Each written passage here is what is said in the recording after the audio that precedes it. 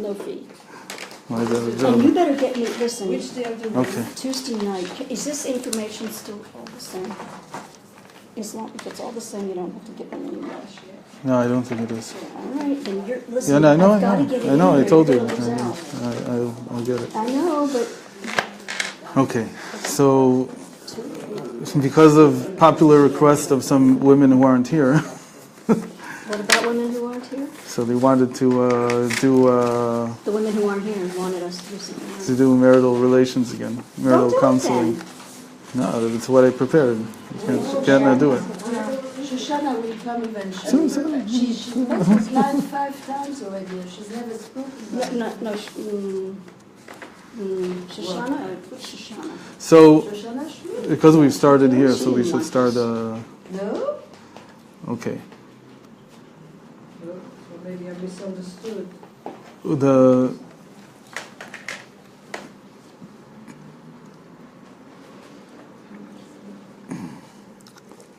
as opposed to when a person comes in for counseling by themselves, when you've got a couple, so the stakes are much higher, obviously, and I have to start from the end, and then you'll understand the beginning. And it took me time to understand this end and to come to terms with it, to accept it. This was the end. That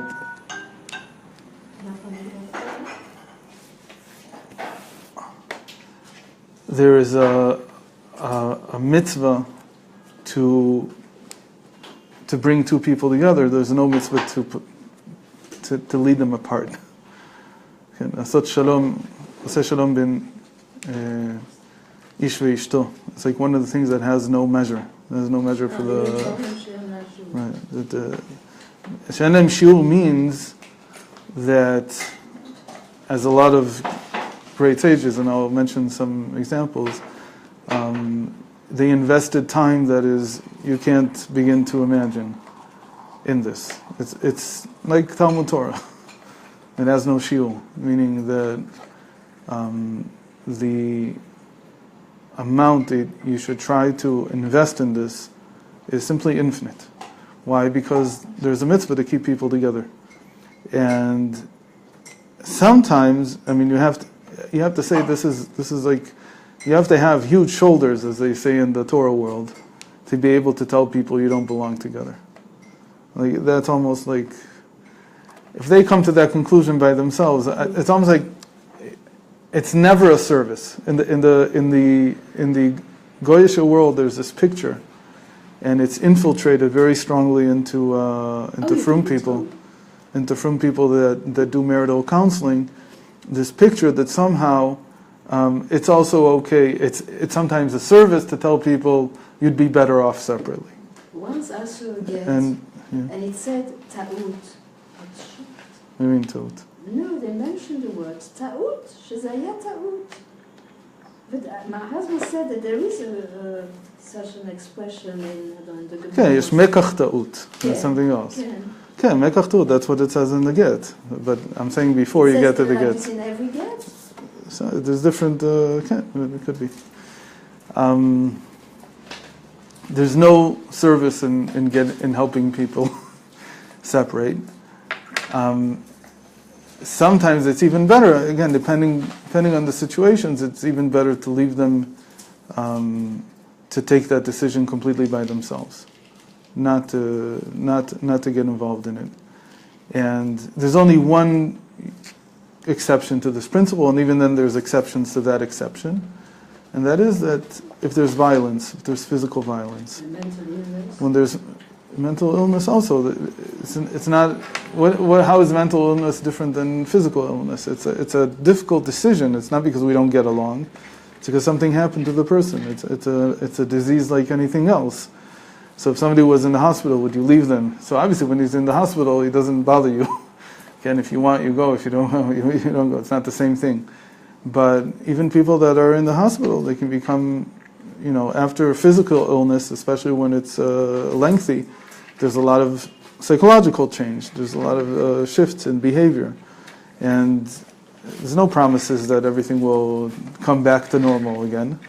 But that's what life is like. In the same way, in a certain sense, it's very interesting that our relationship in marriage can be weaker than the relationship with the products of marriage. And how can it be that with children, at least until a certain age, there's no thought, there could never be a thought that I could divorce them, if we don't get along, so they're not my child anymore. But somehow, in the thing that brought about that tremendous bond, there can be that thought that somehow we don't belong together. What does it mean to belong together? Again, here you have to have a lot of faith. You have to have a lot of belief that people don't get married because of call it mundane reasons. Meaning that's not what really brought two people together. And you have to. That's why we do if somebody wasn't married in a kosher wedding, so it's a question. But the moment that you decided that you're getting married under a chuppah, so what you're saying is, in the end, that Hashem did this, not us, and that's why we also do it publicly. We don't do it privately. You can't get married privately. There's no such thing in Yiddishkeit. Even by the Goyim, there's a certain amount of you have to get married in front of some kind of official court or whatever it is. But by Jews, the mamash has to be public. There has to be at least 2 witnesses. And those witnesses, they make it into a public act that people know that this is what happened. So you have to start from that in the same way that you start that with everything in your life. Say it another way. In a certain sense, it's interesting that people have this feeling that because it's somebody else, it's a different body, it's another person, I have the option of leaving it. In this, okay, hold on. So we'll get to that. But when a person is ill with themselves, so I'm not saying that people don't come to that decision at some point. Like for instance, if somebody has a cancerous growth or something, so he has to have an operation to remove it. And sometimes to remove it, you also have to remove other parts of the body that you don't want to remove. But you continue to go on living after that. The whole idea is that you continue to live after that. You're not going to do an operation where the result is going to be that you die. Nobody's going to do an operation like that. I'd rather just die and forget the operation. What do I need the operation for? But a marriage, in that sense, has to have the same criteria. There could be certain things you have to remove, but the patient can't die at the end. There can't be a situation in which there might be certain things that need to be removed. For instance, some people, they can't be together all the time. They can be together some of the time. And some people will say nobody can be together all the time. So it depends. I know. It depends. There's different types of people, and different types of marriages. But the picture has to be, and I'll get into what you said. There are really 2 bodies here with 1 soul. In the same way that my right hand and my left hand are 2 organs, but they have 1 mind that's governing them. So it might be that the mind will decide we have to cut off a piece. But if it kills the mind, if it kills the whole organism, there's something inherently wrong with it. So that's the starting point. It's a very different starting point than the starting point that Western therapy begins with, which is that the marriage is an arrangement. And there are some things that are good in your life and some things that are not so good. And, if it doesn't work, maybe sometimes, not saying that it's the first option, but there's nothing inherently to stop a therapist from going in that direction.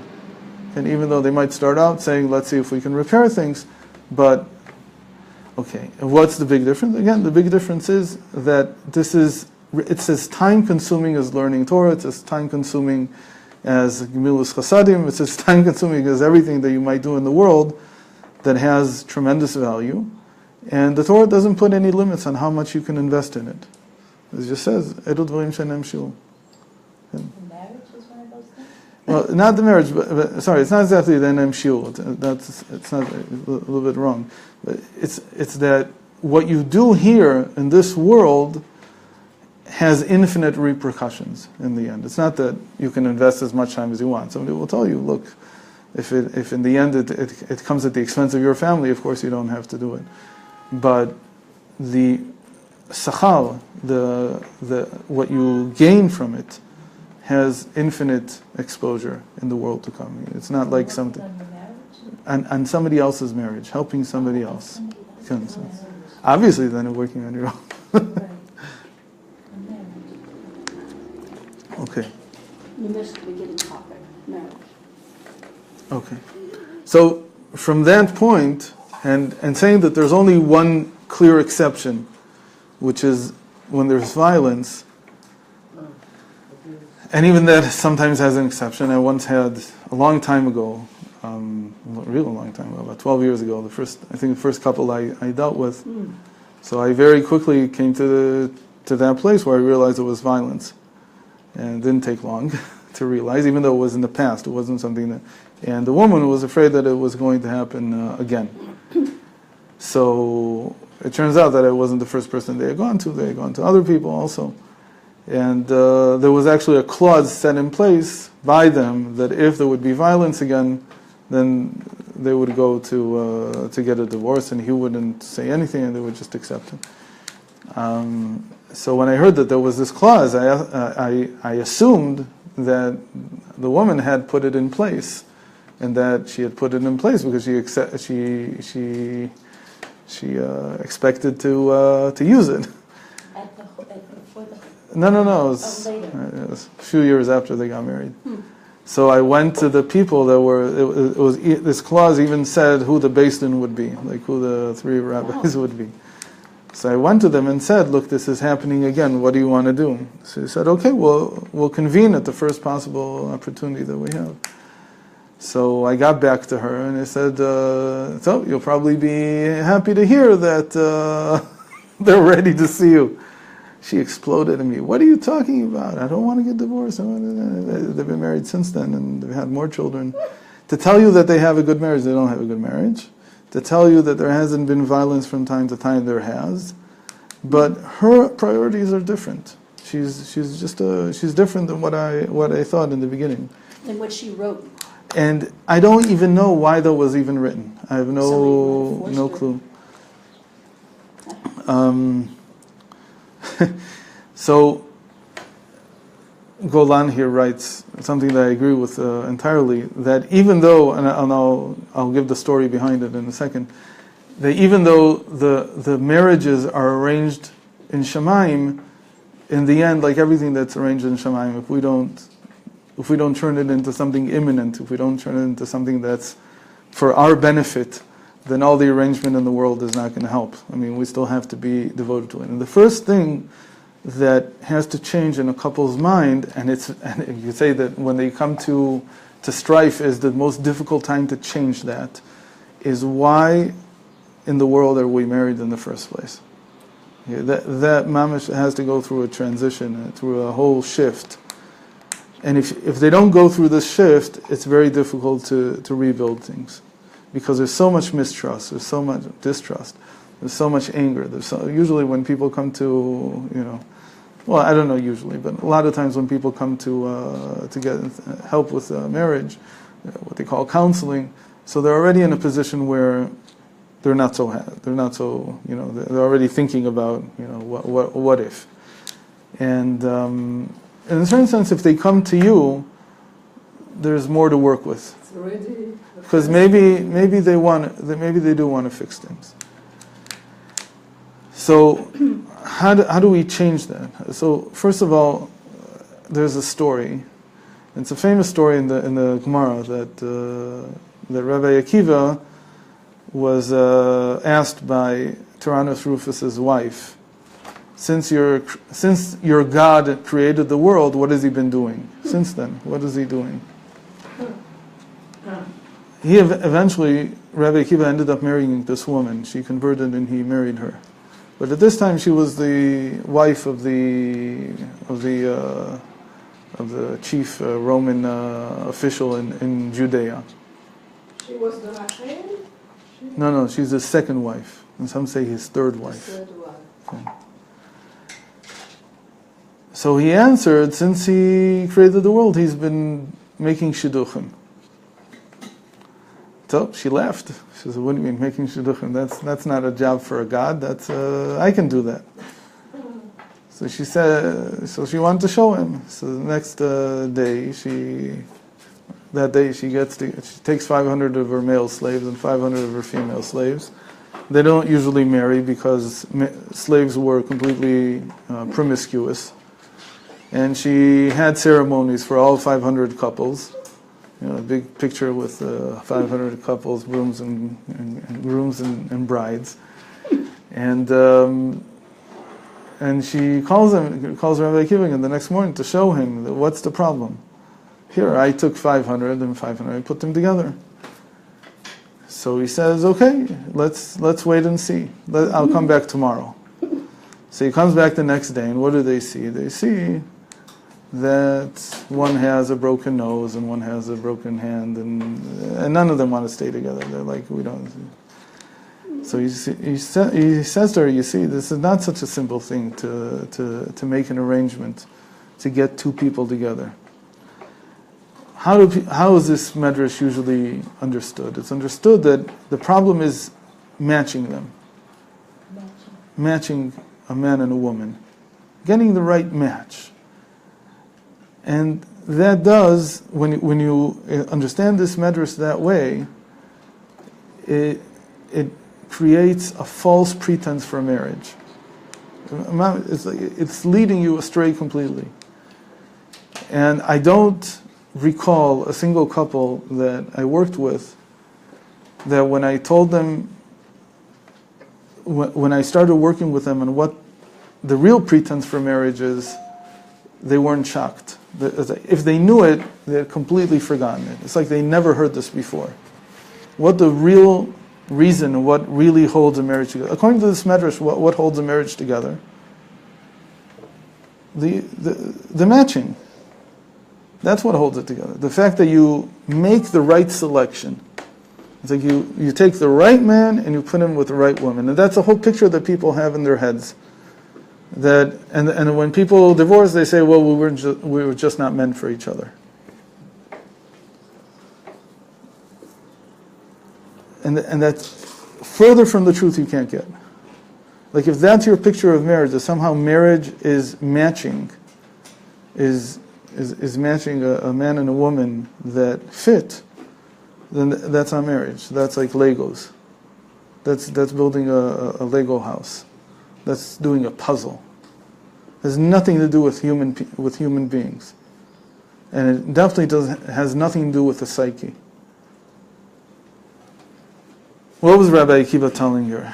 He said he matches not the way that you said. What did she do? How did she understand it?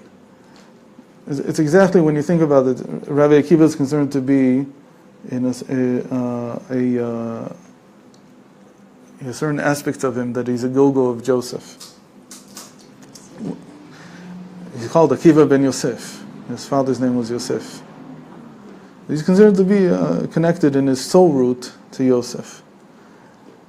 When Paro gave Yosef the dream, he told him his dream. What was the problem? What did the Egyptian wise men tell him? So 7 and 7. What are these? 7 daughters you'll beget, and 7 daughters will die. You'll conquer 7 nations, and you'll lose 7 nations. What did Yosef do?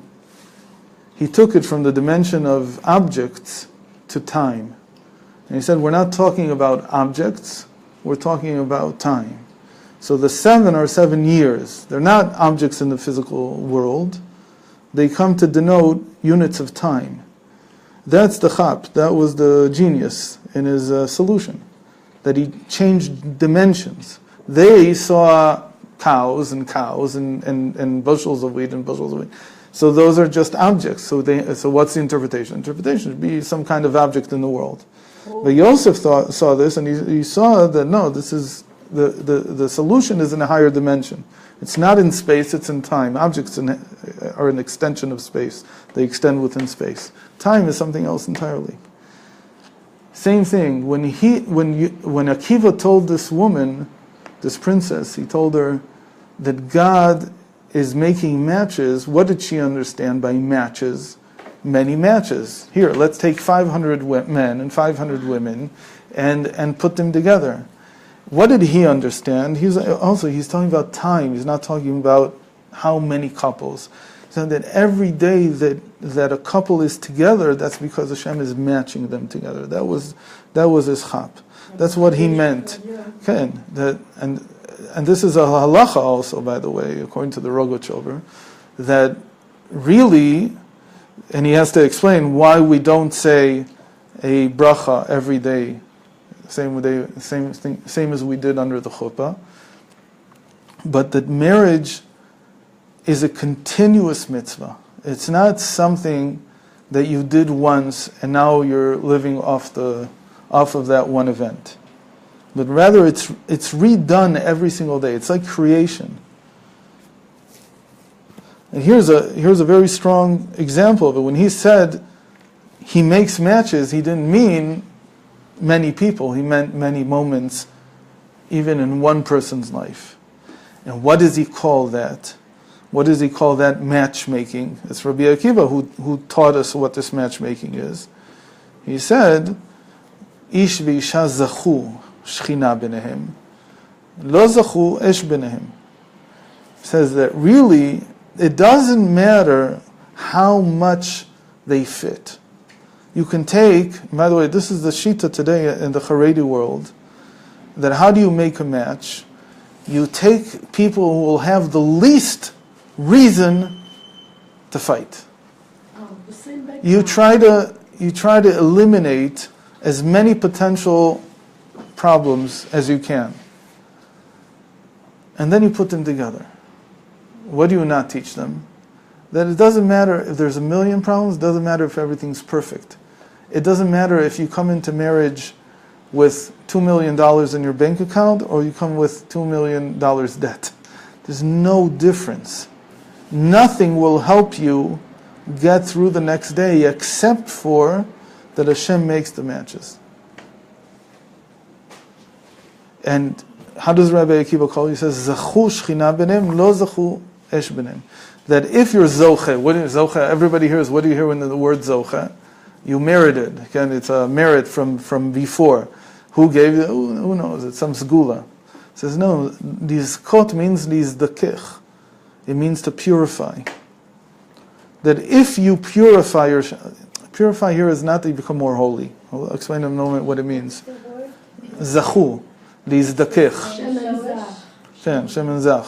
Pure olive oil. Okay. They were purified by Hashem? No, we'll see in a moment what they're purified by. But it's not to become more holy. That's not necessarily. It's not a contest about becoming more from. That's not what it's about. But rather an understanding that whatever conflicts there are, they're meant to purify me in the sense they're meant to change me. The zakich something also is like to rub it. Mm-hmm.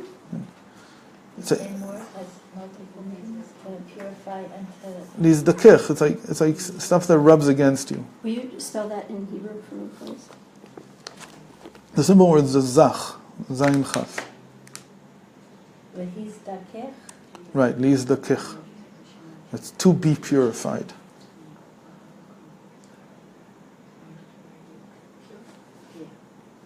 And that purification is not how from you become. It's how much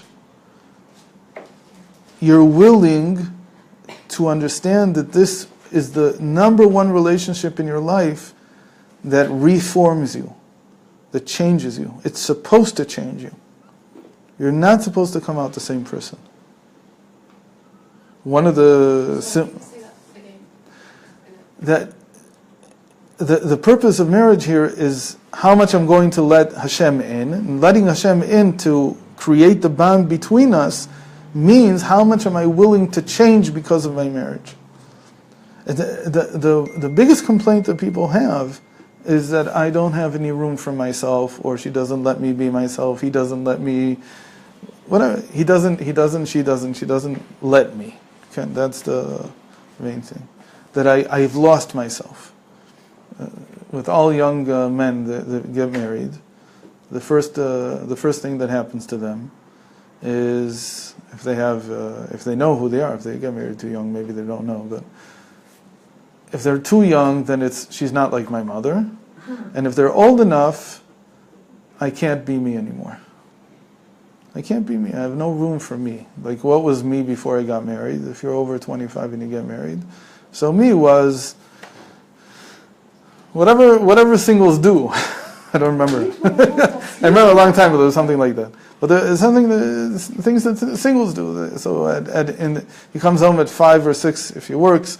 He does this, he does that, and then from then on he's free to do whatever he wants. Once a week you have to do some sponge or whatever if you're living with roommates, and basically there's nothing on your head. Period. There's nobody telling you what to do. Nobody tells you what to do. And the first thing that happens is, wait a minute, I can't just do what I used to do. And it's such a what do they think? They thought that it's like when you date. It's the same way. Well, when I dated also. Good time. Okay. Said it. Not saying you shouldn't have a good time, but even the concept of a good time changes. Okay, what does it mean to have a good time? What about the woman? What's her complaint? That I thought that you get married and somebody takes interest in you. Right? And I suddenly realized that maybe something's wrong. Maybe we don't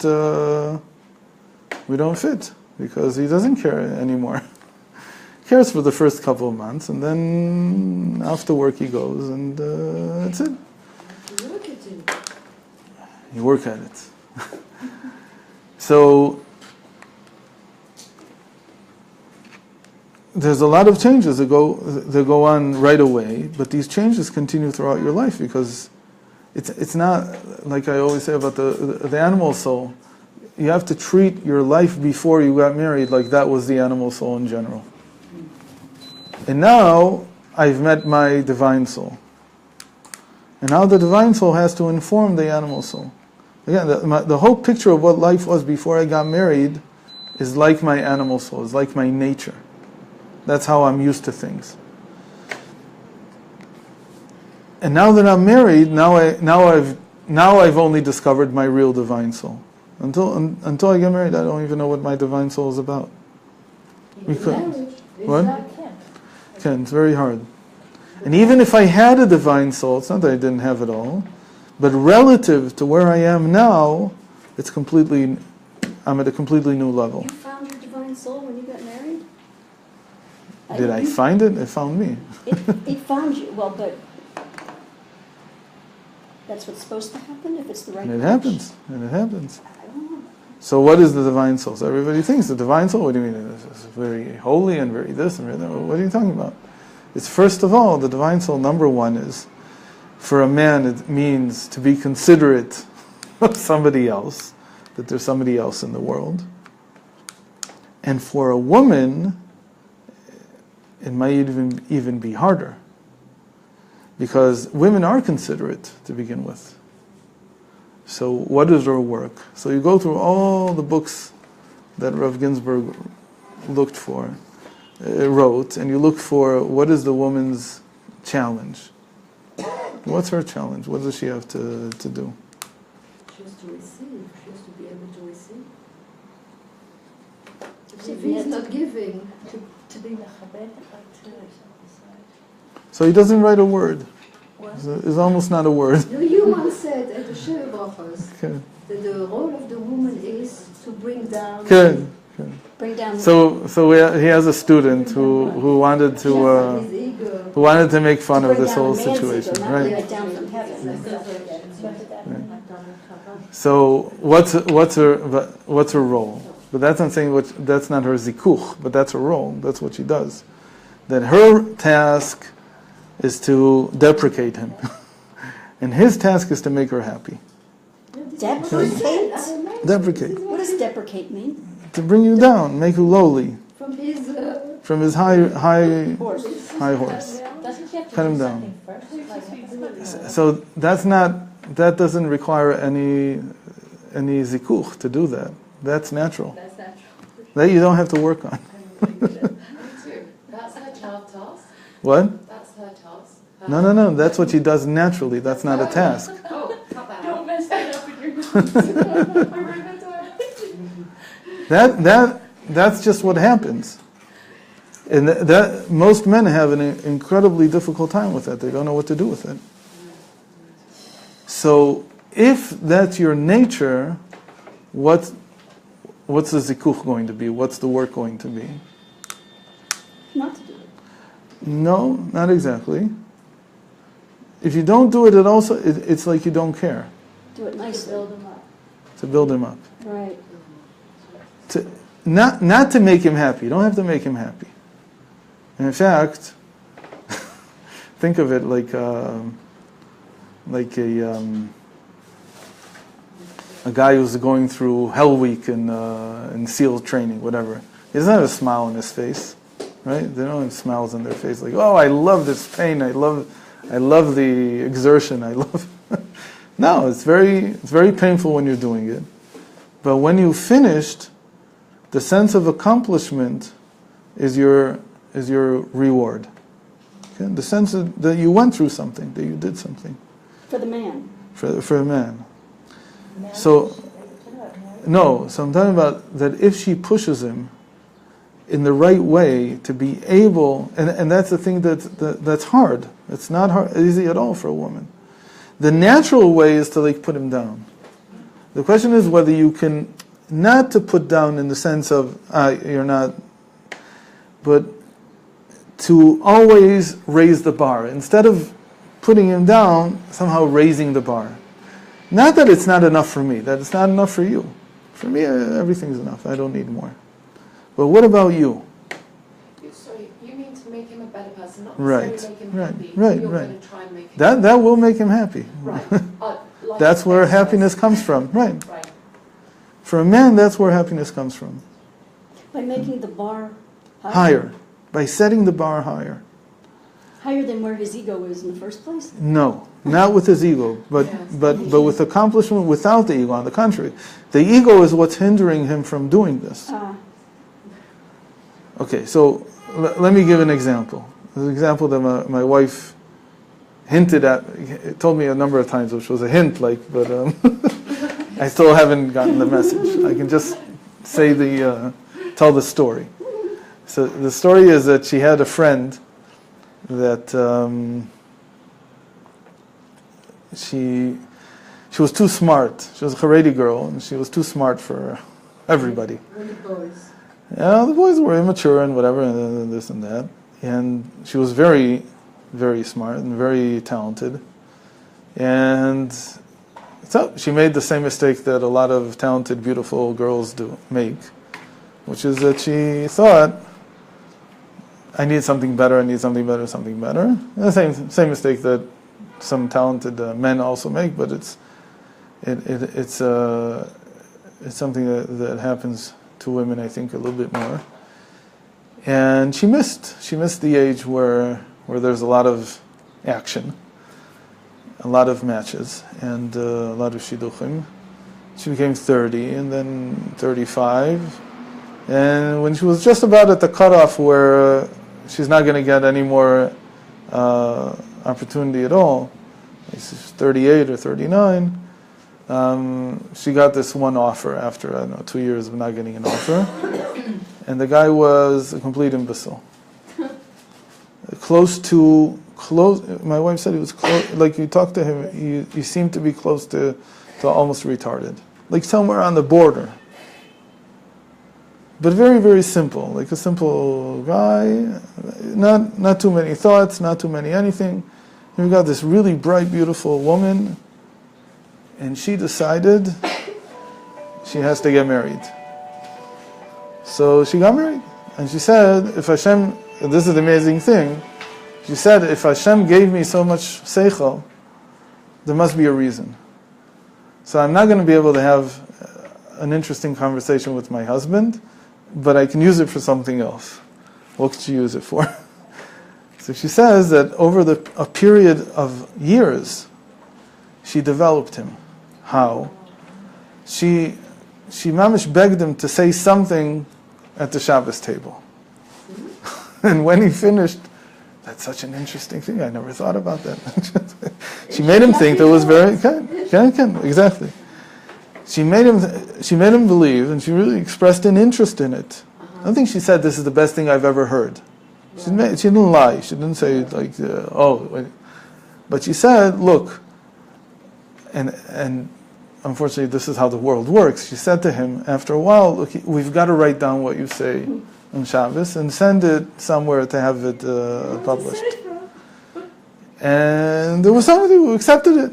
She typed it up. She wrote it a little bit better, a little better than he could say it. And she got it published. And his Divrei Torah started coming out.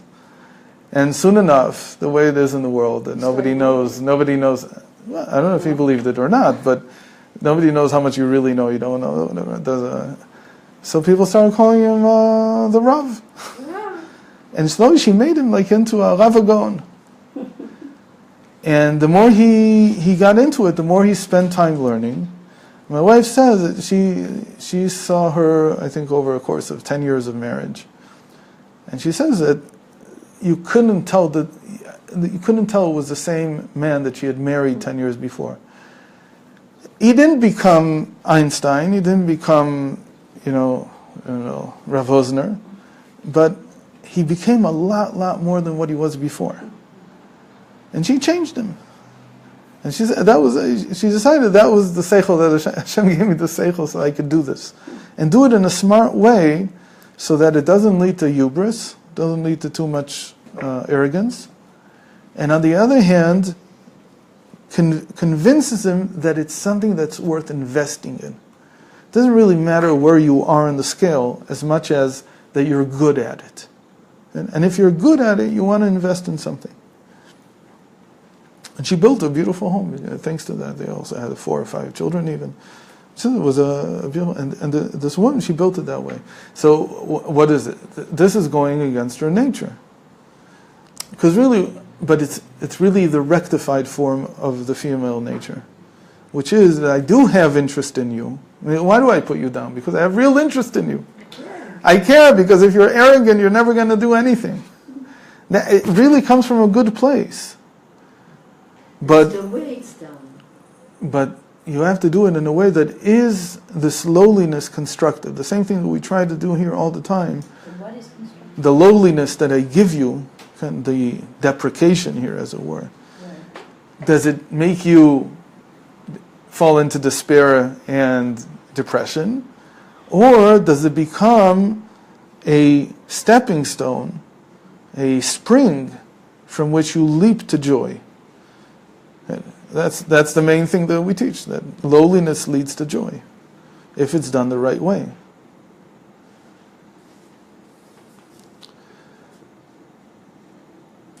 The lowliness is her nature. Lowliness, that's the lowliness? to tell the truth. That's lowliness. It causes lowliness. Ah, Okay? Because when you tell somebody the truth, so she's in the truth. because she sees it. She really sees it. Okay, but why do I see the truth? I see the truth in order to help you get higher than where you are. It's natural for the woman to see the husband naked, the way he really is, not the way he thinks he is. So what do you want to do about it? If it's just to put him down, so you're right. You haven't done any zikuch. You haven't done anything. Okay? You have to understand that you were given this gift of being able to see things for what they are, in order to raise them. Okay.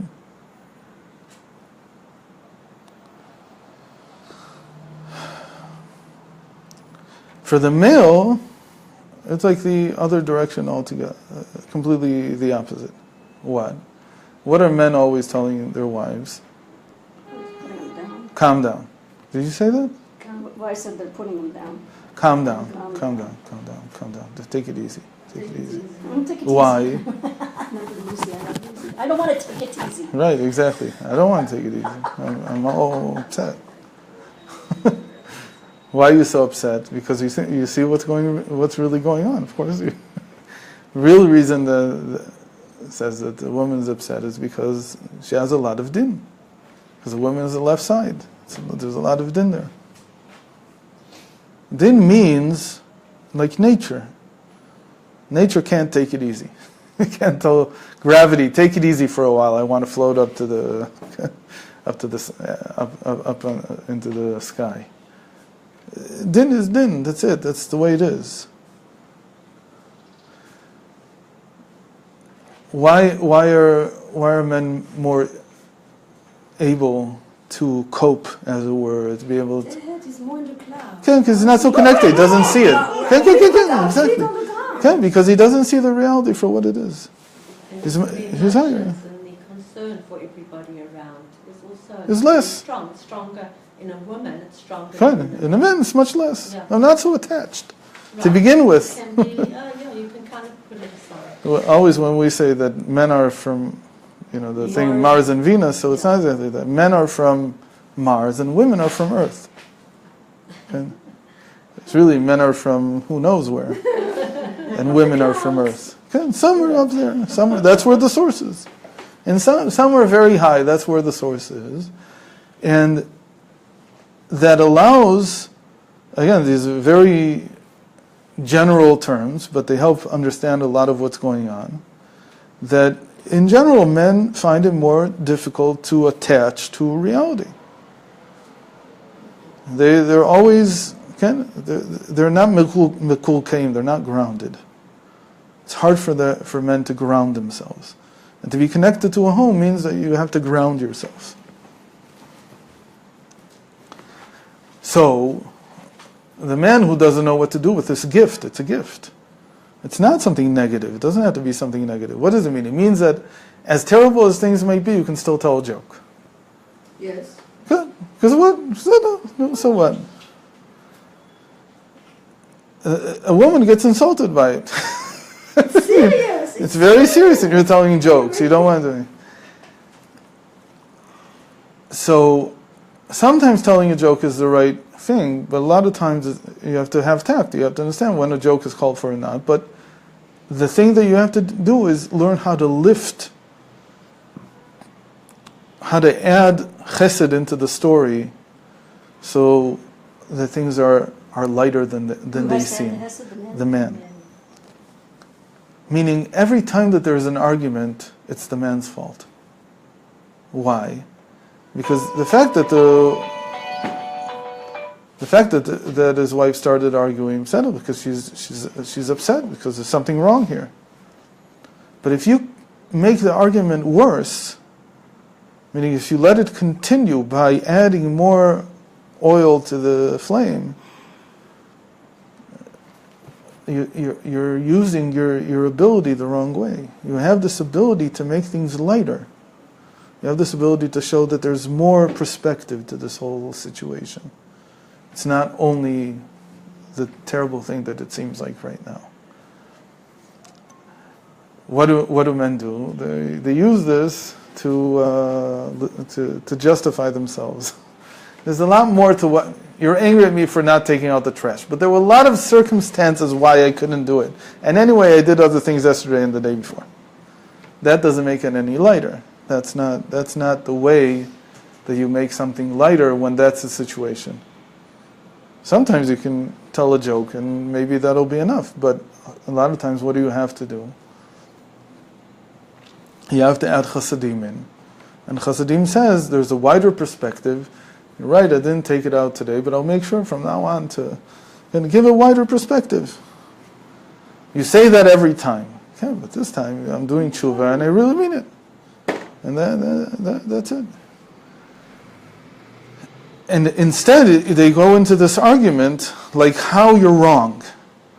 So how you're wrong is like to say that you're locked into your little picture and you don't see the wider picture, and that's why you're wrong. And it's true that men have this gift that they can see something wider, but not in this case. That's not how you go about it. Again, it's taking that gift that each side has and teaching them how to use it the right way. So it's their teva. It's their teva. But the teva needs a lot of refinement to be used the right way. And in fact, the way it's initially used is almost the opposite from what the end result is. Because if in the initial usage that the woman has, it's to bring him down. So when it's refined, it brings him up. And by the man, it's supposedly to not be attached, but by taking interest and by adding perspective and everything that you have into what your wife is going through, into her world, you're actually coming down and attaching. And so in the end, it almost does the opposite from what the initial vector was. So let's say it a little bit in more general terms, that the source of a man's psyche is above, the source of a woman's psyche is below. What I mean is that the feminine psyche is attached and grounded, and the male psyche is floating. It's more risky. It's like it's not really connected to reality initially. And because of that, each one of them has a certain natural direction that they want to pursue. The woman feels, because I'm grounded, what do you feel when you're grounded? I want to rise up. I want to become light. So the natural instinct, what a woman says is always is like, take this burden off my shoulders. Like, make me feel light. I don't want all the burden. She can't get away from the burden. It's here. It's like, it's not. It didn't come from the children. That's the secret. It doesn't come from children. It doesn't come from work. It doesn't come from. It's just natural. Because if your psyche is grounded to begin with, that's how you see the world. So the fact that you have children, it just makes it. So what do children become? They become a lot of times a burden, because you have to feed them and you have to dress them and you have to. If a man takes interest in his children, what does he do with them? Sing a song. He has fun with them. Well, because they don't have to be a burden, right? It's not that the children themselves are the burden. It's how the psyche takes it. So the psyche by nature will interpret it as something that's bearing down on me, because that's how. So the natural inclination of the woman is, I would like to be able to float off. So anything that makes me float off, that gives me good, that makes me feel good. By the male, it's the opposite, because he's not really attached. So what does he want? He wants somebody that will what? Somebody that will give me a place, give me make me a space in the world, right? Make me a home. That's what they call it. Does. But for her, you understand that it's like a burden. She wants to fly the coop, and he wants to. He wants it, but he doesn't want the burden of it. Okay? Because the home is like just to give me a place to connect into reality. Otherwise, I'm just floating all over the place. But it doesn't end. But the point here is to understand that that's the natural inclination of what each one wants, because of where they start from. Like when a woman dreams, she dreams of floating off. When a man dreams, he dreams of having the perfect home. You know what I'm saying? But the rectification of it is again to flip it over, to completely switch the direction. So if the woman, her fantasy is to go up, you have to add to that another dimension and say, go up for what purpose? So it has to become going up in order to come back down with what I've received up there. And for the man, it's the opposite. I'm just bringing this, that he has to want to come down in order to come back up. I'll tell you in a second with the man what this means.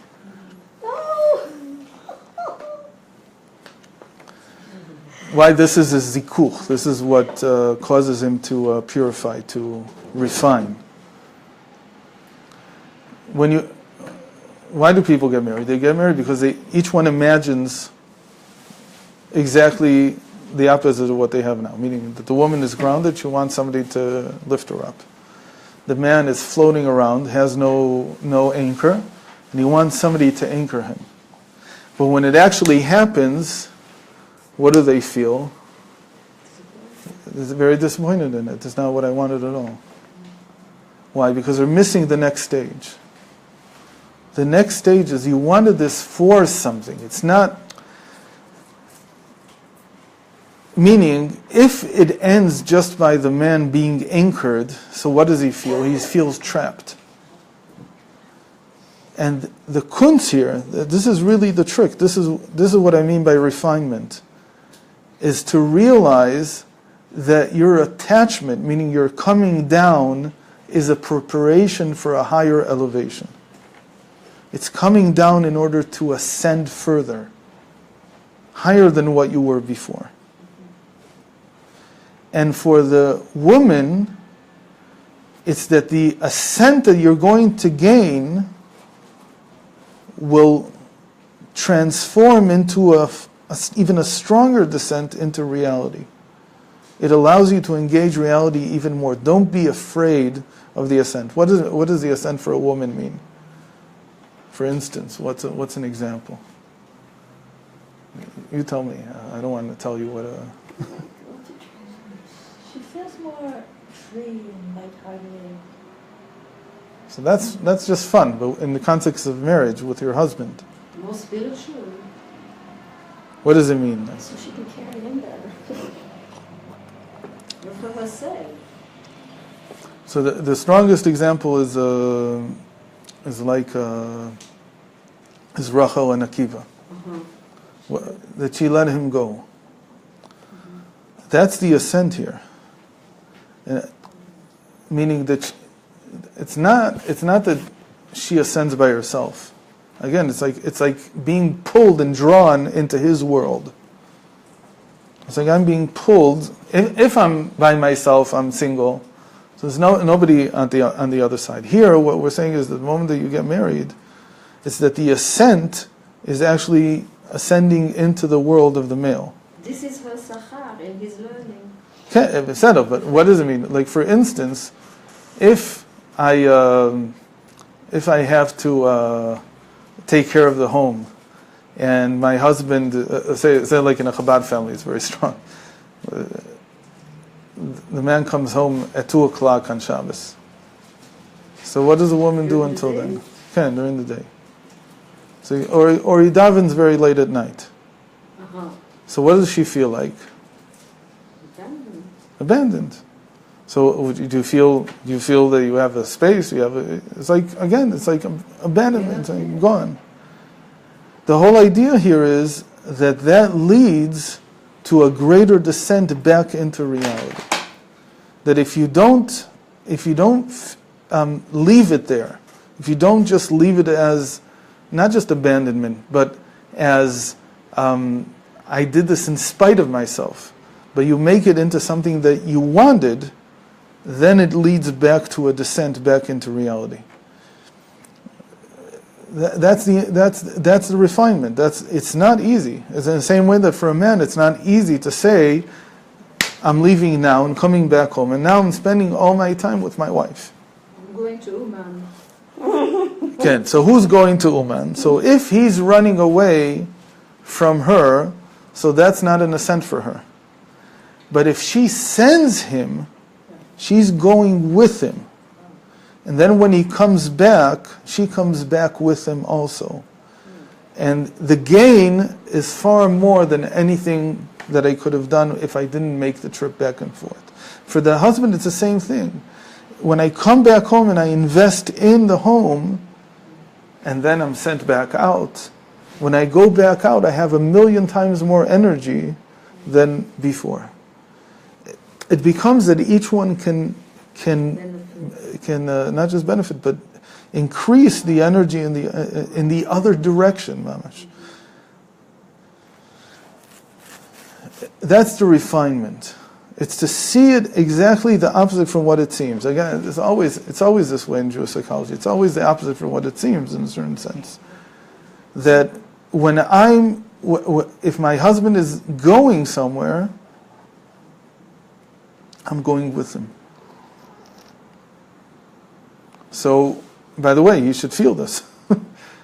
There's certain places I wouldn't want to go as a wife. I'm telling you, I don't want you to. Why would you go there? I'm with you all the time. And then when he comes back in a different way altogether. In the same way, when he comes in, he has to say, where does my wife want me to come into? Where is... It's not make me a space, again. It's what's the space that you want me to be in? What do you want the space to look like? Obviously, there's a lot of interaction, but I'm saying that in principle, it's like what the Rebbe always wrote in letters, the woman has to decide where to live. She has to decide what the space looks like. She has to design the home. He can't decide how the home's going. If she wants it in a certain way, you can do it for her.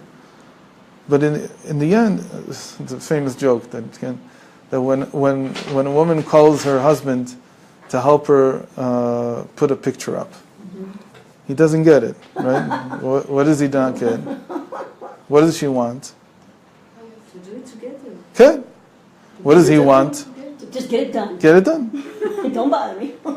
No, you can bother me, but to get it done. When you decide where it goes, I'll do it for you. See, but that's exactly him not willing to come down. That's not called coming down. That's just saying, make for me a space. And if you make for me, again, I need a space. Make it. It's not ready yet. So I'll be back when it is ready. Don't bother me if the space is not ready yet. Right. And so he's building on that feeling that if there's a space, I'm willing to invest in it. But don't bother me if I can't help you make it. Okay? But that's exactly what it means. It has to be according to how she wants. It means to invest in making it, in making that space. You have to invest in it. How do you invest in it? By saying that, let's see how you want it done. Let's think about it. But not to say, if it's not ready, don't talk to me about it. That means I'll remain up here and forget the space. I'm not interested in the space, really. For the woman, it's the opposite. Her feeling is, again, it's like somehow you should have everything figured out already. But the fact that it takes time to figure things out, to go out of where you are, to think about it, to learn, whatever it is. No, that I can't do. Just come to me ready. What do you mean ready? Make me laugh, make me feel lighter, make me feel everything's better. So, but it takes time to come to that place, even if you're a man. It takes time to. That's the main thing that men don't have. They don't have time to really think about how are things better than what they seem. They don't have time to invest in it, and you can only do that through Torah, really, in the end. So if he's not learning, he's not doing any of these things. I'm not. Again, with a lot of smartness, you have to do this. How do I get him to be more than what he is? And for him to be more than what he is to convince him that he's good at it. That you can, when he's able to move out and hang out there where he needs to hang out, and then he comes back, it's like you went back and forth with him. You gain from it 1,000,000 times more than if you just expect it to somehow be ready. It won't just be ready. The same way, you can't expect somebody to just have it figured out already. It takes time, and the investment that you put into it is that you invest with them in it. You don't make the decision in the end because it's not your space, but you invest with them. So the husband has to invest the time to think with his wife about whether it has to be here or here or here or here. In the end, he doesn't make the decision. Same thing. The woman has to invest her time in saying, don't come back today until you finish two blot. I don't know, whatever it is. Don't come back until you finish davening. Don't come back until you finish learning. I want to give you that time. Why? Because, meaning do it. Because that's how I invest in it with you. And when you come back, I'll gain from it. What should the husband say to the wife? Go do what? And I'll... No, I invest with you in it. Well, what I'm kinds willing of to... things, what kinds of things should a husband send his wife out to do? He doesn't send her out to do. It's him to do.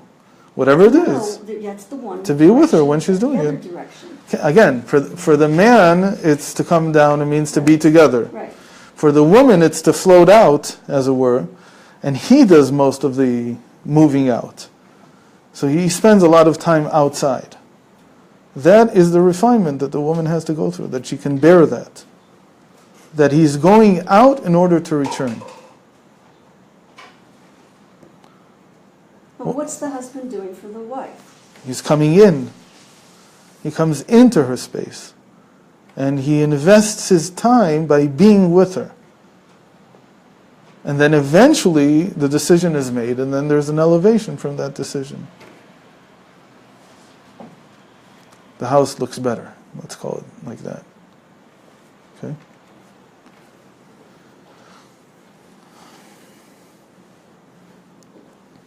This is the same thing as the body and the soul. It works exactly the same way. The body is grounded in the earth. That's where it came from. And the soul is from the heavens. So the soul wants to come down into reality for what purpose? For ascending higher. The whole purpose that the soul came into the body is to do what? Do things together. No, hold on. The first thing the soul thinks is, I came down here because when I'll do mitzvot, then I'll go to a higher place, as it were. Okay? What does the body think? Leave me alone. The body thinks, if I allow myself to be animated by a soul, what will I gain? What does the body gain from being animated by a soul? In the end, it dies. So what does it gain? He dies with different than what he was born to. So What does he there's get? much more than that he gets. Olam haba? Okay? That's what the body thinks. The body thinks, if I allow myself to be animated by a soul and I'll do mitzvot, what will I receive? Eternal physical life. So it's good. So both of them are in it for the benefits. What's the truth, though? That it's much more complex. That the soul comes down and it thinks it's just elevating. What is it really doing? It's elevating the body. It's making the body during its lifetime higher. It's not acting like a piece of stone anymore. It's thinking and it's breathing and it's loving and it's caring and it's doing whatever it's doing. It took it up much higher. So the body has to be willing. It's not easy for it. The body has to be willing to be elevated. What does it mean to be elevated for the body? It's not easy. What does it mean? Work. Work. It's a lot of work. The body just by itself, the physical nature by itself would be to stay in bed and not do anything. That's why the refinement is to let myself go out. Is to go above and beyond what my physical nature wants. That's what it is for a woman. I want that. I do want it, but it's very hard. What about that's what the soul. So the soul came down in order to go up, but really when it goes up, it elevates the body with it. Every mitzvah that it does, every time it ascends, every time I do something more, the body ascends with me. What about the body? So I'm willing to be elevated by the soul in order to come back down and have eternal life. But what's really happening beyond that? That I'm forcing the soul to understand what it means to have physical limitations.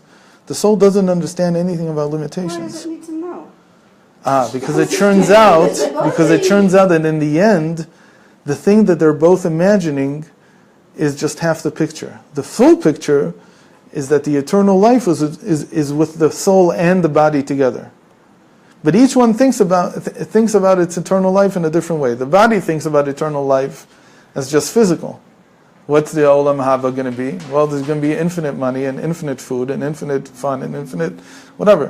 What does the soul think the Olam Haba is? It's a Gemara stender, right? You learn Gemara, that's all you do.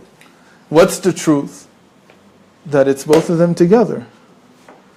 And when it's both of them together, it's not exactly a Gemara stender and it's not exactly infinite food. This is new Yitzhahara. Whatever that is, I don't care right now, but the eternal life that they're looking for, this elevation that they're both looking for, this betterment, let's not call it elevation, but the betterment that they're both looking for is actually different than what both of them can imagine at this moment. And how is this soul getting back? All this refinement is just for one thing, that I can't come out of marriage the way I came in. In fact, every day I can't come out of today the way I came in. That's what's going on. It's not about some goal that I can tell you beforehand. Well, we're going to have this and this and this, and those are external. We're going to have a house with 5 bedrooms, and we're going to live here, and I'm going to work in that. Again, But what's the soul going to see up there eternally? Because no, it's not up there. It's down here. That's what the soul has to the soul understand. has to learn to come down. Can. And by going down, it suddenly realizes that that's actually higher than where it was before. That's what it said in the introduction from one of the books of Rabbi Ginsburg, that the soul Maybe. doesn't want to come down. Initially, it says, doesn't. I promise you that when It's you worth it. achieve It's down, worth it. you can achieve much Can. more than It's up there. worth it. That's the main thing. Everybody knows that you change during marriage, but everybody, when it's not working out well, Yeah, everybody fights it yeah. and doesn't accept the fact that you're right. It's like again, it's like being hijacked. My life was hijacked. It could have been different. So they say, so the kids keep us together for a while and this and that, but in the end, we still have our own separate worlds and dreams, and there's no connection. That's fine. You can have different dreams. You can have different things. It's all good and well. But the idea here is that marriage is what you go through in order to change. That becoming one in this world requires change. You don't fit to begin with. There's no such thing as a match made in heaven, because nobody lives in heaven. We live down here. So even if it was made in heaven, it doesn't help me down here. Down here, it means that I'm going to have to change. It's not perfect. And not once when I decide to get married, but every single day. But why is the mitzvah only on men and not on women to get married? It's not so simple. It's not a subject. So it's not so simple what you're saying. It says in general because it's harder for a woman to lichbosh. She can't. Yeah? That there has to be a sense of coercion in this whole story. And it's not to coerce the other side. It's not lichbosh et ha'isha, the chaz v'shalom. It's to lichbosh here means like to strike out, to make to settle somewhere. That's what it means.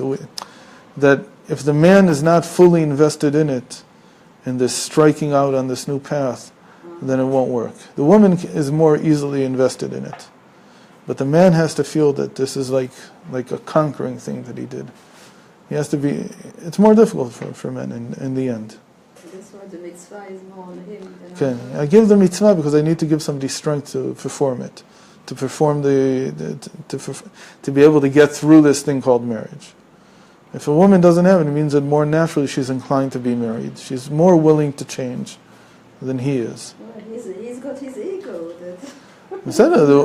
Today, נכון, you're right. By a woman, it says tav lemeitav tandun min lemeitav alminu. The Gemara says that it's better. The woman always feels it's better to be together than to be separate. It's like this natural thing for All this her. is still just to make it a better man's world. The woman's just there to serve him. How did you get that conclusion? I mean, you can say that, but I don't see how how I said it. So when a couple gets into Oh, okay. their stuff, like this isn't really intuitive.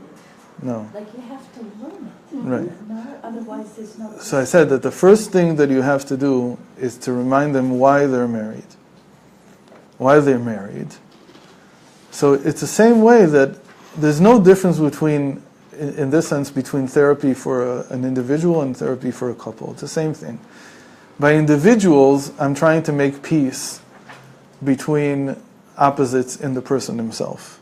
Every person has contradictions, and the contradictions have to be brought to ideally work together, but at least not to completely destroy one another.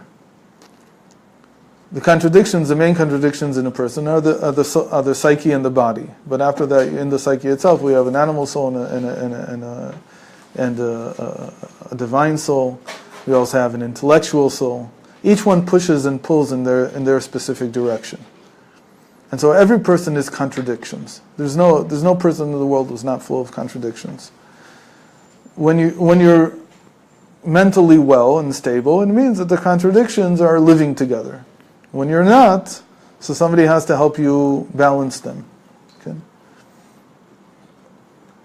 Or sometimes balancing them is not balancing saying they're all equal. A lot of times balancing them is saying somebody has to lead here. Somebody has to be in front. Meaning like when people are very confused, they don't know, sometimes people go like coaching, for instance, is a lot like that. It's not so much about balancing the different forces as it is in deciding, so in what direction do you really need to go? It's helping the person put something up front. And that part of me needs to lead. And the other parts have to be subservient to that. Sometimes that's what it's like. But in the end, every human being is full of contradictions. Marriage is the same way, except that instead of having one person with many forces in their psyche, I have two people with many forces in their psyche. So it's like, no, it's just two people, two bodies, and that's what makes it so easy to imagine that maybe we could just go our separate ways, because there's two bodies here. So the first step is always to explain what marriage is. Marriage is to show here in mundane reality something that is very difficult. What? That when it comes to spirituality, there's only one.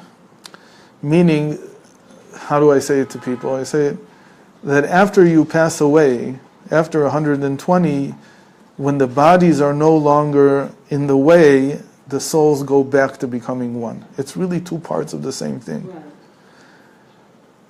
That always has the strongest impact on people. To understand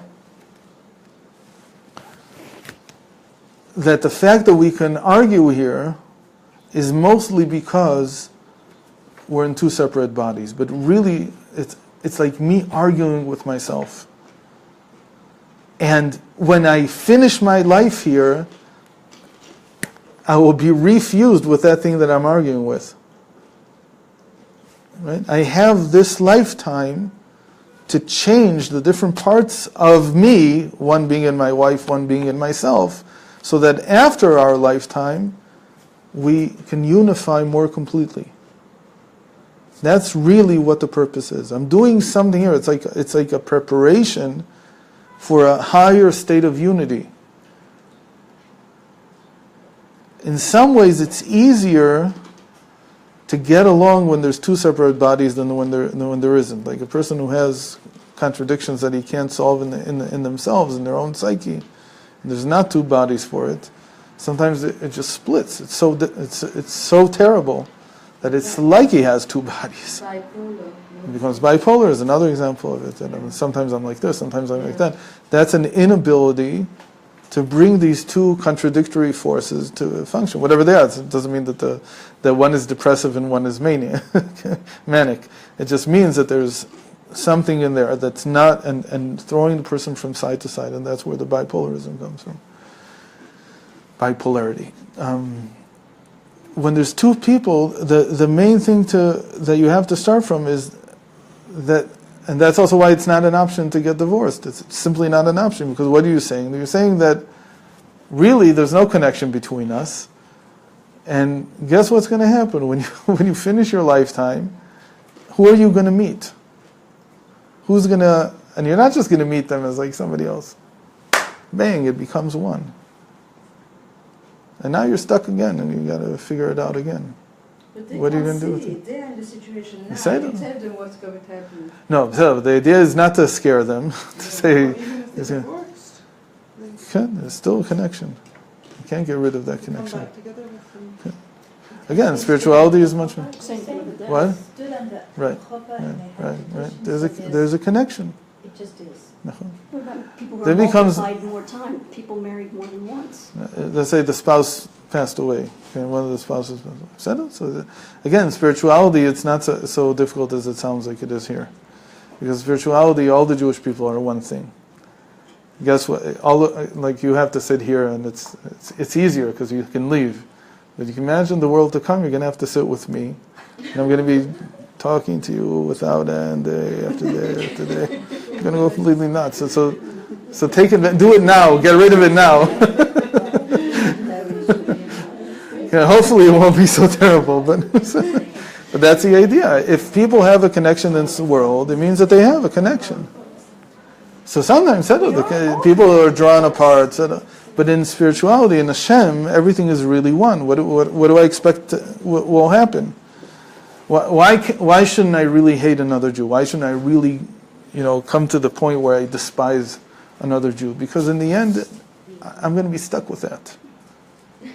If I have to use this world, this lifetime, to get along, to figure out what is the place that we can connect. And I'm saying also in couples, it doesn't mean that everything has to be, right, fairy tale type marriage. It could be that there's places that they don't connect. They don't connect, it's fine.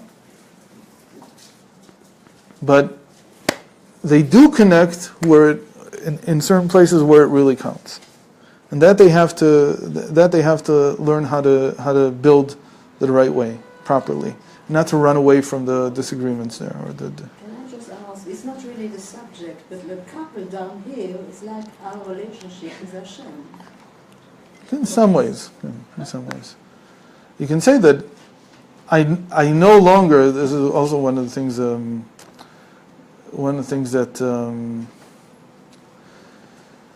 That men especially have a problem. I said the whole thing is grounding, is connecting to your wife, that your avodas Hashem, your elevation depends on how much you connect below. It's one of the things that many men don't understand this. That they continue to go on thinking that I build my spiritual world separately. They don't see how it's dependent on their wives. They mamish don't see it. The same thing is true of davening. Meaning that it is impossible for a person who's married to elevate in davening, in avodas Hashem, in anything, if he's not more connected to his wife, to his home. It just doesn't happen. They think they are. What they're really doing is that they're separating out instead of elevating. It's not the same thing. It's almost like you're moving horizontally instead of vertically. You feel that you're moving. You're less attached.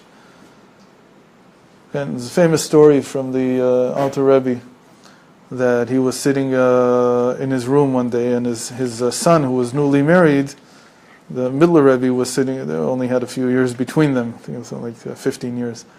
So he was 15, was already married, and Alter Rebbe was sitting in his room, and he was sitting in his. And both of them were meditating. And then a baby in the house, I don't know if it was a son of the Alter Rebbe or the Middle Rebbe or something else, started crying in his crib. So I guess it was the Middle Rebbe's son, because the Alter Rebbe didn't do anything. He waited for him to go and pacify him. But he didn't. So eventually he went himself. And later he approached him. He said, "Didn't you hear your son crying?" So he said, "No, I didn't hear him at all." So he says, that's not the way to meditate. That you have to be oisvelt, invelt. What's that mean? That if you think that your being higher comes at the expense of being connected below, then you're not higher. That's not oisvelt. Oisvelt means outside the world. If you want to go outside the world, you have to make sure, like an astronaut going out on the spacewalk, you make really sure you're connected to the ship.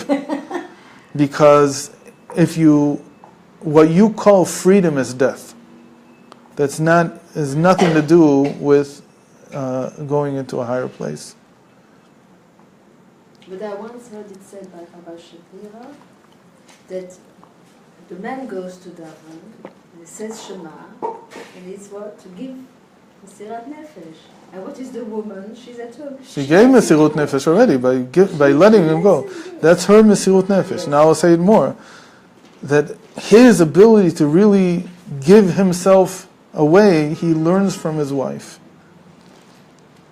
If she didn't give it to him, he doesn't have it. And when is a woman willing to sacrifice herself for her husband? When? What woman is willing to do that? The woman who feels that he really cares for her. He sacrifices everything for me, so of course I'm willing to sacrifice everything So are you saying that circuitry starts more with the man. with him? Okay. She has to feel... That's what he said, that the man has to want to get married. Why? Because he needs more help. Because it is more difficult for him. He just keeps going Okay, around. but it's right. It feeds on itself. I was going to ask you if both the man and the wife have to be conscious of the avoda for it to work. But from what you're Yes, saying, mamish.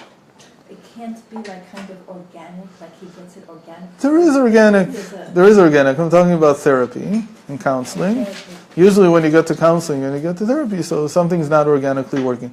But it's more than that. I don't think every time that first of all, there's also a lot of small things. But this morning something happened. My wife called me up, and I started shouting. Why? Because something happened to the car.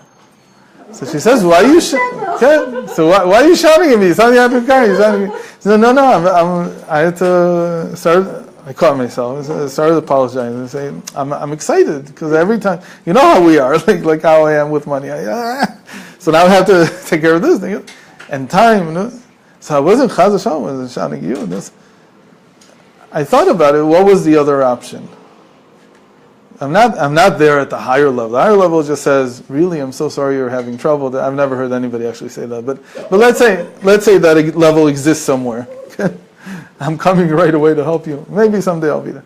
But I felt that I could have easily fallen to the other side also, which was, what do you mean, why am I shouting at you? She did something. It wasn't just that it happened by itself. But you don't know this? You don't know that you don't do these things? But thank God, because I learn. So right away, the right page comes up in my mind. It says the first thing you have to do is apologize. How could you do something like that? So I'm wrong. Period. I'm wrong. I'm sorry. I shouldn't have done. You're right. Mm-hmm. I made an excuse just to make it feel better, because you just say I'm wrong and that's it. So maybe I am really no. It's because I get excited over these things. So you shout at the one that you love. You don't shout at the person. No, but that's he wrong. wasn't But it's shouting. wrong. He was just being excited. I go through. But it's wrong. It's wrong. Wrong to get excited. No, it's not. You get excited. But there's all kinds of. Even if you're excited, what's your role? To get your wife upset, or your role is to calm her down? Yeah, what do we say? To lift her. So not so terrible. We can fix it. It's not. What's the worst thing that can happen after? How do you really? But that only comes. No, it only comes if you learn. I don't know of any other way. I've learned it doesn't. You have to have the page in your mind, and it has to come up. I keep saying that. The book in front of you at the moment. When is that going to happen for everybody? When we finally have chips in our brains. It's not going to have, a person who learns a lot has a chip in his brain. But for regular people, when will that happen? When the moment that you get angry, a picture of somebody comes up saying, Cool it. this is not the right way to do things, you should do it. It talks to you. For regular people, that's when it's going to happen. Until then, I don't know when this is going to happen. I always say that we're never going to figure out how to have immortality, and we're never going to figure out how to do these things until we know how to do them anyway. Meaning, immortality won't come until we're ready to be immortal, And these chips won't be available until you can do it by yourself anyway. If you can do it by yourself anyway, you've conquered that, and you're like that, so Hashem is very happy to make it easier for you. That Hashem doesn't mind. But He's not going to take away your working for it. It's like building your das. Okay, right, exactly. Become second nature. Exactly. That's what it has. Nobody's born this way. And the only way that I know is to learn. And it's not even enough to sit in a class. You sit in a class, it just gives you the ideas. But now you have to see it in the source. And It's like you have to go through it and fail 1,000 times. and you also fail. You fail many times. And by the way, you have to learn and say you're sorry for your failures. Right? I shouldn't have failed. But that's how it is. That's big. I mean, every part of it is big. But that's big too. But again, it's like the same thing with myself. Am I going to? There are people who have given up on themselves, and when a person like that comes to therapy, what do I have to tell them? What's the number one thing I have to tell most people who come into therapy? I believe in you. I believe in you. I believe that 100% you're going to be better, and I believe 100% that you can be better, and I believe 100% that this is a phase. And I believe that Hashem is with you. He's never left you. He's always been with you. And you're going to come out of it. I believe it. And when a couple comes in, it's always the same way. I believe that you can solve this. Of course I believe. If I don't believe, again, it's the same thing. If I don't believe that they can solve it, how are they going to believe that they can solve it? But I believe that if we talk enough, the problem with all therapy is how much time you have. How much time. How much time? They have to be able to afford it. That's usually what. So even most of I have to tell you, couples therapy, I've never even once, I think, I don't remember one time that I took money for couples therapy. And some of them still ended too soon. Thank God, until now, none of the couples got divorced. But that's not because of me. I know one. You do know one? You see them at the I don't know same one. This year. Who? This year. A couple years ago. Me? Somebody went to me and got divorced. Why don't I know about it? Who? You're just not remembering. I'm not remembering. Or you don't know they got divorced. That's what I'm saying. I probably don't know. So you'll tell me later. Okay. Anyway, You see them at the same time? both and both. It depends. On Not one. separate? Also separate and also together. Usually in the beginning it has to be separate. Yeah. It's, Can I ask a real life Yeah. question? So I had been asking, I mean, I won't be specific, but I had a new Torah Nefesh client this morning, and this was the subject. Like it took a long Right, time you for said her to that. say it. No, I didn't talk about, this is something. It's even something new. Yeah. Okay. But with Kitsur, it's like marriage was pretty good for 20 years, and then something happened, and it started very subtly, and now there's tremendous anger from her husband to her, and control, and okay, so I'm not going into it more than that. But so, what would you say? I mean, there's no way he's ever going to come to therapy, but by working with her and opening up, like the perspective that she needs, it could affect things. I mean, she doesn't understand why, but there's a lot of anger and a lot of outbursts. Her kids feel like she's adult kids. They're married about, they're like 60s, something like that. What happened? Something happened with the child. She doesn't really understand. We didn't get that far, like what his issues really are, why he's angry and outbursting all the time. Like it could be anything. It could be a physical thing. But she doesn't really talk to him about it, and when she does, he gets angry at her. Don't try to change me. He told her that before they got married. Like, don't ever try to change me. And whenever she says anything, he gets even angrier and says, don't try to change me. What was it for 20 years? It was okay. He never said, "Don't try to change me." I didn't ask her that question, but it seemed like it was okay. And then something happened about 2011, and she saw very subtle changes, and now there's a big theme of anger going on. Well, something happened with a kid. It was a very big trauma. So most of the like I said, most of the time it's the man who's the problem, and it's harder to talk to the man. That statement, I don't want to come. Nobody's going to tell me how to run my life. Usually comes from men, doesn't come from women. Right. It's not to say, by the way, that when women do come to therapy that they're so open to changing. They also have a ton of inhibitions. But usually they're willing to admit that they need help. She came in, I need to transition into a higher place to be able to deal with this. She's taking the whole thing on herself. And it might help, it might not.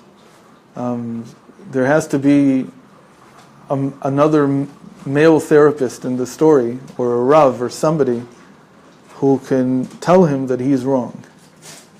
If you can't tell a man that he's wrong, then you can't help him. It's not from like a therapist or a Rav. Right. Not And you have to be able to say it. You have to be able to say it. If you can't say it, then nothing's going to move. Somebody has to say it. Okay? Yeah. He has to understand, and it has to be somebody that he respects. Yeah. Sometimes you get somebody who doesn't respect anybody. It's hard to save somebody if if they both don't want help and they're not willing to hear anybody who says other than what they think. The whole thing of a good woman, like, I mean, it might be Can. But there it's talking more from the beginning. Once stuff has gone awry, it's much more difficult to gain control from just one side. You have to think about it like a whip that's not connected on either side and just flailing. It's already going to see us. So even if you grab one side, the other side is still flailing. Like you can't, like an eel, I don't know, like a snake or something. That it's very hard to reconnect the pieces if you've only got one side to hold on to. Because marriage is two-dimensional. It's not more than that. So that would be a good thing to check out. Like, You have to find somebody who can tell him, who can fight with him. Because in the end, with men, you don't have to fight physically or even shouting, but a lot of it is, so I listen, said, I took you in, and then I have to tell you how wrong you are. Everything you just said is wrong. I listen to you, I give you all the respect and all the time and all the akshava, all the listening ability I have, but you're wrong. Because A, B, C, and D. And you have to go deeper into what you're telling me and see that these things are not the way you're picturing them. So there has to be somebody with enough strength to be able to say that. Because what is it like here? In most cases, it's like a guy who's drowning, and you got to be stronger than them to pull them out. Because they're you see it a lot. When men become like convinced that they're right, you just have to be stronger in some way. That's what's going to break it. You either have to overpower them in their... And it can't be her as a woman, she has to get a man to do it. Almost impossible for a woman to do it. But she has clout. No, I'm talking about you. She's talking about you. I'm not talking about you. She was talking about you. You can't do it. But she, the wife, has clout. To some degree, she might be able to change things, but I'm not sure that it's enough. Men have to come to that realization. It's a very difficult realization.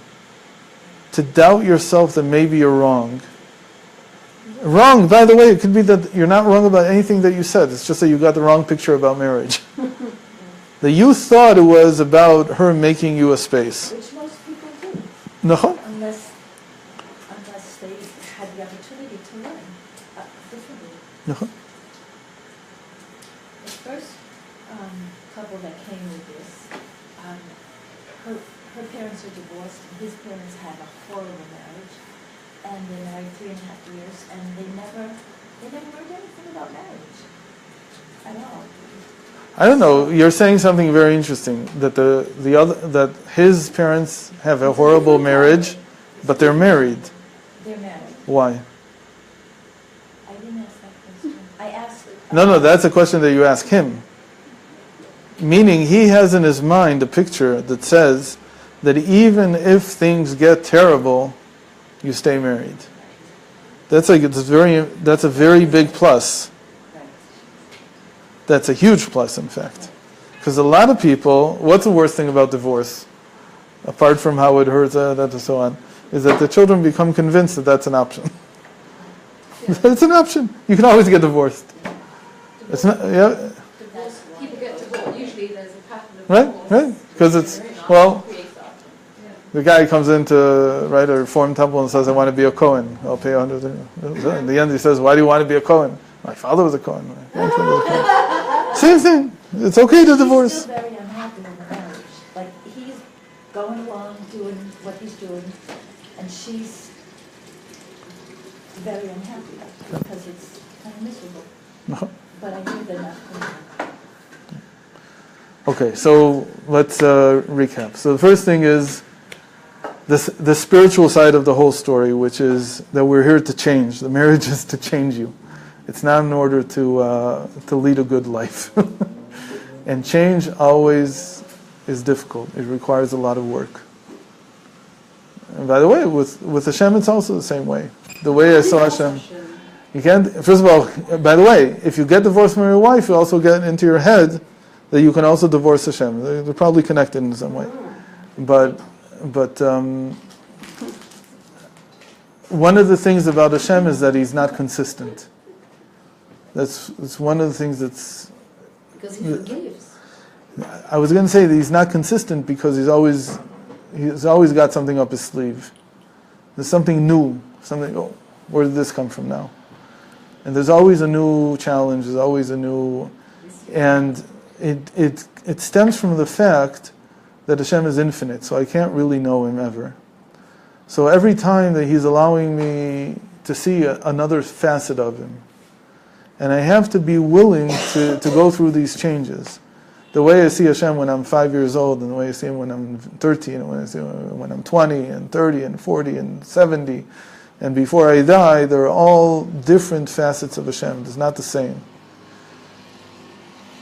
And so marriage is also the same thing, because you're dealing with people, and people in a sense are like Hashem, they're infinite. So at different ages, different things come out. So again, what you said about 20 years, everything being okay, and then suddenly, it doesn't mean that anything happened. It would just mean that they're not 40 anymore, they're 60 now, or they're whatever it is.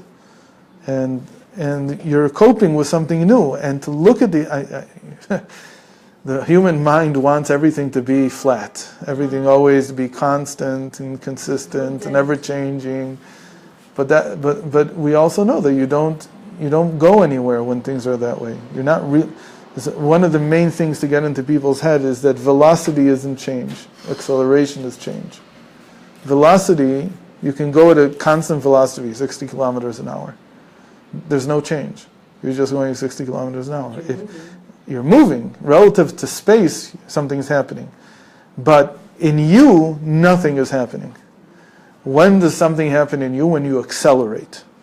When you accelerate from 60 to 61 to 62 to 63 to 70 and so on, now you're changing. It's one of the common misconceptions about change. That change is because I'm older. That doesn't mean anything changed. What real change means that you're changing inside. Experience is just time. Change is not the passage of time, it's the passage of psyche.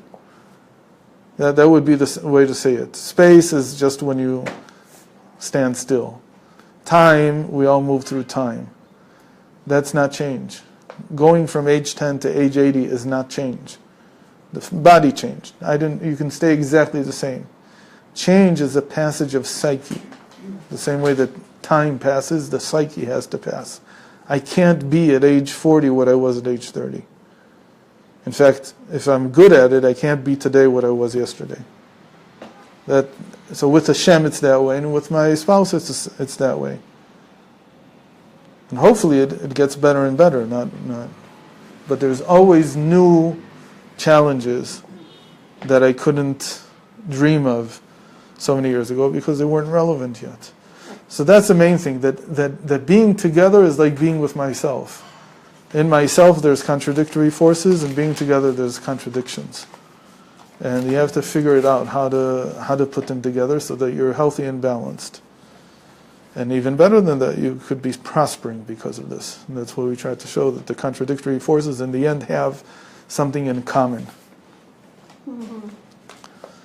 So the second thing that we discussed a little bit, it requires a lot more, we'll do a lot more on it, is this idea that men are more, that the masculine is more removed, it's from Mars or wherever, and that the feminine is more grounded, it's more from Earth. And that the natural inclination of each is different, and each one has to refine himself by doing a 180-degree turn on what they want naturally. And this runs against against the grain of how marriage is seen in the Western world.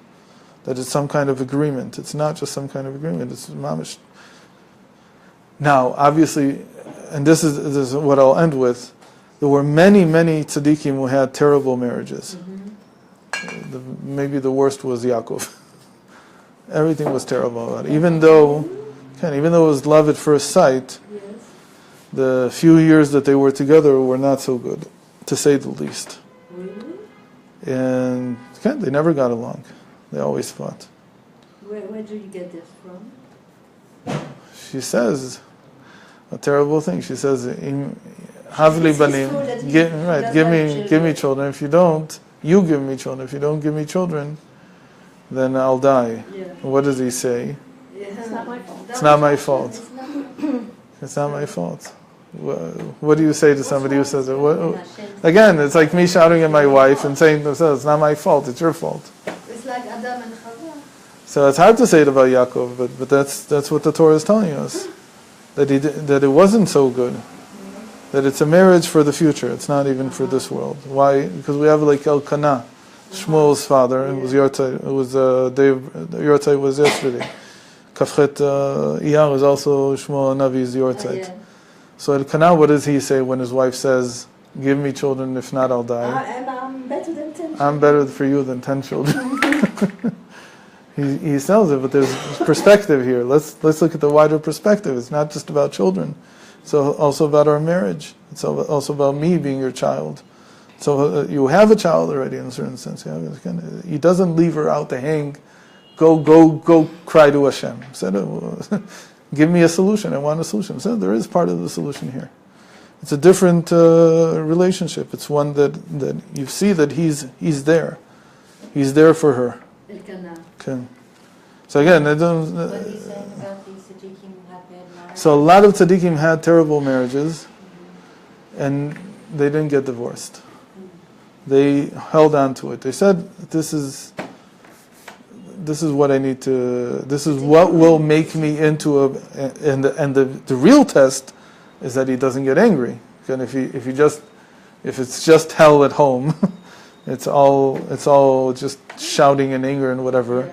So that's, I think even they would get divorced. But the whole test is, can you still hold yourself back and act with decency?